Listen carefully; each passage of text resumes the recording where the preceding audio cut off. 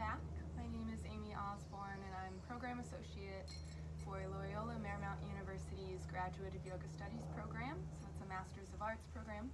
I'm a graduate myself and I'm excited to be here sharing actually what I wrote my thesis on, which is trauma-informed mindfulness methodology. I've had the opportunity to develop weekend trainings and workshops around this topic as part owner at Northport Yoga and Wellness in Northport, Florida, and have been able to share this with social workers in Charlotte County, and look forward to potential opportunities to share more with different social work organizations, including substance abuse recovery and others. So trauma-informed mindfulness is essentially how we process stress in the body and what tools can help us cope, quote. So today we're going to be learning about window of tolerance, the window of tolerance. And if you haven't yet watched the first video, I encourage you to go back and learn about the physiology of stress before you go on to kind of part two, the window of tolerance. So last time we discussed this beautiful physiology of stress, understanding our nervous system as attempting to regulate through parasympathetic rest and digest, and sympathetic nervous system, fight or flight. So equilibrium, where we want to be, is somewhere in the middle. Today, talking about window of tolerance, there's a threshold for each person, and this changes given what else this person might be handling in their life at any given time. So the more different stressors compound and build on each other, the more narrow the window of tolerance will get. And so we all go through these cycles. When we hit the ceiling of our window of tolerance, you might be able to think of, we all have behaviors that come out that might not be our best side when we're really stressed out. We may not always name it as stress, it might come out in different ways, but whether that's yelling, crying, whatever it is, that is our reaction to moving outside of this window of tolerance. When we hit the bottom, this is where we start to deal with real depression. And at the top, real anxiety, and how that manifests is different for everyone, or shows up in the body.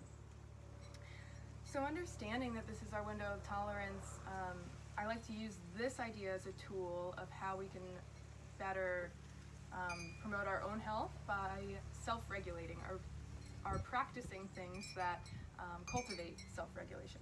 So if we're doing pranayama, breathing techniques, meditation, yoga asana, which is the movement, mindfulness practices, which come out of Buddhist tradition, but are so popular now, any of these techniques that help bring us into a state of parasympathetic rest and digest will help to bring the body back to natural regulation, where it wants to be.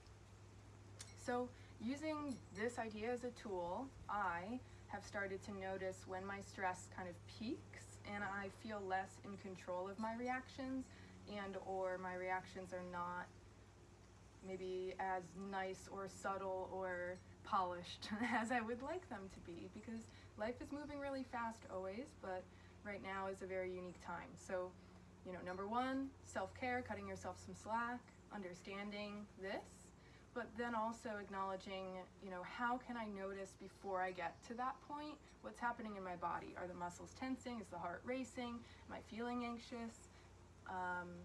So that maybe we can then determine what our coping methods or techniques are, such as yoga, meditation, mindfulness, but also playing an instrument, going for a walk, going for a run, riding a bike, doing art, things that allow your body to naturally re-regulate and de-stress, quote. So whatever those tools are for you, it doesn't have to be the tools we're discussing here, but you know your body best.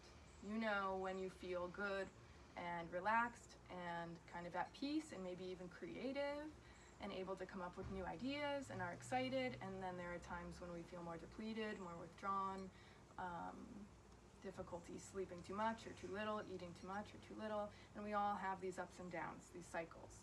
So by understanding our window of tolerance, when we have a lot of stress, it shrinks. When we have less stress, we can handle more.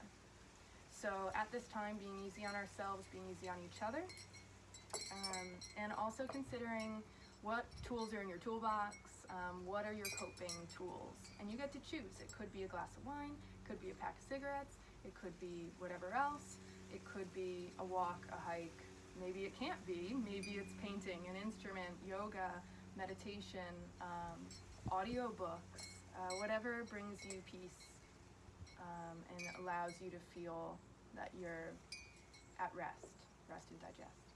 So this is our window of tolerance, and that can help us understand, not judging other people's reactions at this time. Maybe they have reached their cap and we don't know what else has contributed to that. So bringing this awareness into our interactions in our day-to-day can help kind of keep ourselves calm too. Like, oh, I don't need to react to that because I understand that they're just on this, which so am I. So I see you, I hear it, it's all good, and I'm not carrying that. So there's my practice with the window of tolerance. Let's go ahead and learn a new pranayama technique, which is a breathing technique. So finding your comfortable seat. Can be legs crossed or extended. I have a chair. You're welcome to sit on the edge of a chair, ideally with no cushion, so you can feel your sits bones, your bony part of the bottom on the earth. Feeling supported. That's where we get our grounding, which is also a rest and digest function of feeling connected and solid, stable. So noticing where the body meets the floor or the earth. You can rest the hands on the knees or in the lap. You can even practice meditation laying down or in bed or standing up. So finding the position that best suits you. There needs to be a straight, tall spine. So if you're laying down, a straight spine as well. And finding your comfortable seat, drop the gaze toward the earth or close the eyes and draw the crown of the head nice and tall up toward the sky or the ceiling. Take a big breath in and let it go. One more time. Bring your awareness to any sounds you might hear around you, any potential distractions. You can consider these tools as well because life is not quiet. So if we can learn to be still and be quiet in the busy world, then that will only serve us more. So acknowledging, naming any sounds, any potential distractions, even in your thoughts, things that might come up, you can name and acknowledge. And go ahead and put each thing away. You can imagine placing them out in the driveway or the neighbor's yard, across the street. You don't need them anymore. You can pick up these thoughts, distractions, once again, if you choose, once we've completed practice.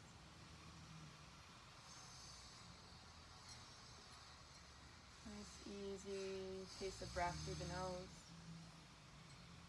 And bringing awareness, now that we've acknowledged our outside, what's happening outside ourselves, let's bring awareness to the breath and just notice the quality. Is it fast or slow?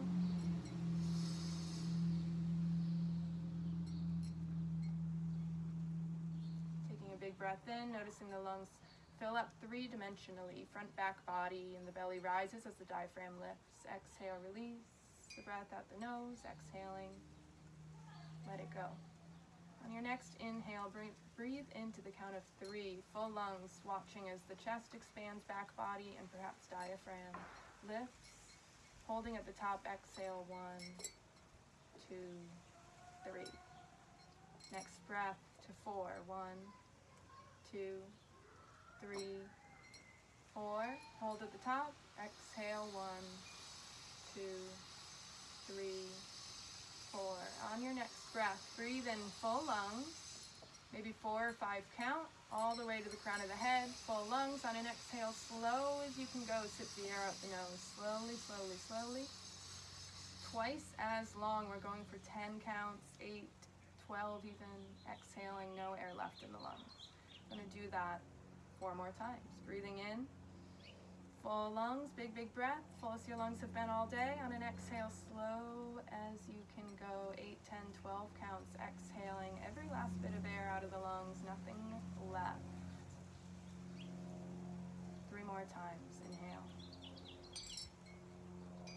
Exhale, slow as you can go. repeating with yourself, each breath a little bit longer than the last. Anything stuck, stagnant, releasing from the lungs. 2 more on your own. Breathing in. Extended exhale, slow as you can go. If you have kids, you can hiss as a snake. On the exhale, compete with each other. How slow can you go? Exhale, empty lungs. 1 more time, last one. Biggest, longest breath yet. Full lungs. Exhale, slow as you can go. Name, acknowledge distractions. Let it all go. Body melting with each sip of air, releasing through the nose. Let it go. Coming to an easy, natural pace of breath once you've completed.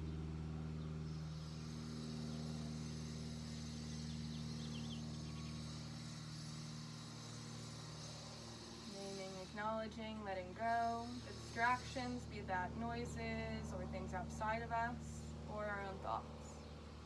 Let it go. Coming back to the breath.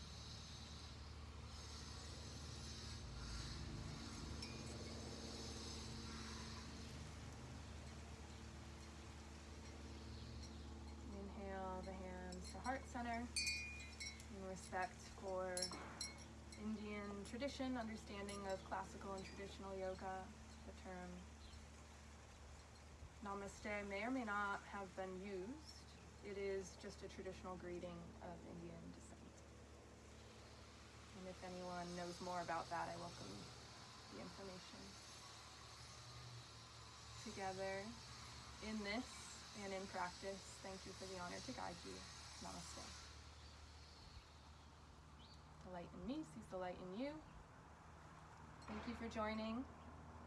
The next time we get together, we'll be doing neuroplasticity and a meditative technique in Western psychology called observational awareness. In Buddhist tradition, it's known as Vipassana meditation. So we'll be taking a look at that technique paired with an understanding of neuroplasticity and our ability to change our own thoughts. Amy Osborne with Loyola Marymount University and Northport Yoga and Wellness. Thank you so much for joining. I look forward to connecting again soon. Namaste.